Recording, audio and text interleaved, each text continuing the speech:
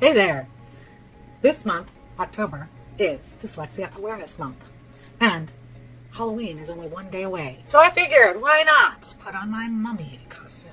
Since I am a mummy of 4 adult children, 3 of which have dyslexia, dysgraphia, and dyscalculia. And 1 is hyperlexic. All 4 of my children have a total of 8 neurodiversities. Accommodations set up for kids in school is a cop-out. Oh my goodness, it is not. But I kind of felt the same way when my kids first started getting accommodations in school. I thought, oh, you're making it too easy for her, and then she's just not going to try hard.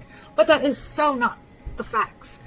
Because what happens if you make it too hard for them, which regular classroom requirements may be too hard for your child to achieve. And so if you make it too hard for them, then they may just quit on themselves and give up and not try. So it's kind of a dance. You need to find the balance of what accommodations are appropriate for your child so that they can thrive and survive in school until they are able to catch up with their classmates.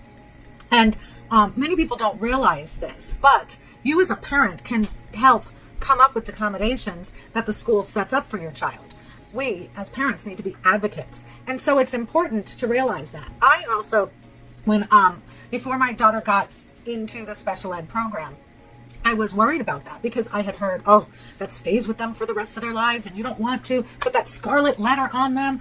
But you know what? She needed that. She needed to have smaller classes for her reading and spelling, and she needed to be able to leave the classroom and have the tests read to her so that she could correctly answer the questions and not make mistakes and fail because she didn't understand what she was reading.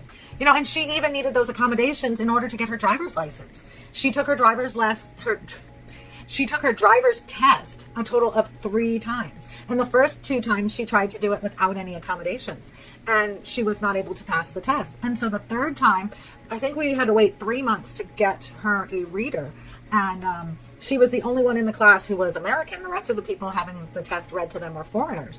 However, she was able to pass the test at that point. So, accommodations are beneficial for our kids. And please don't feel like you're giving them a crutch. If your child had juvenile diabetes, would you withhold insulin for them? I hope not. If your child broke their leg and needed crutches for a while until they were out of the boot or off of their cast or whatever people use crutches for anymore, I would assume that you would allow your child to use those crutches for the time that your child needed them. And wean your child off of the crutches when it was no longer needed.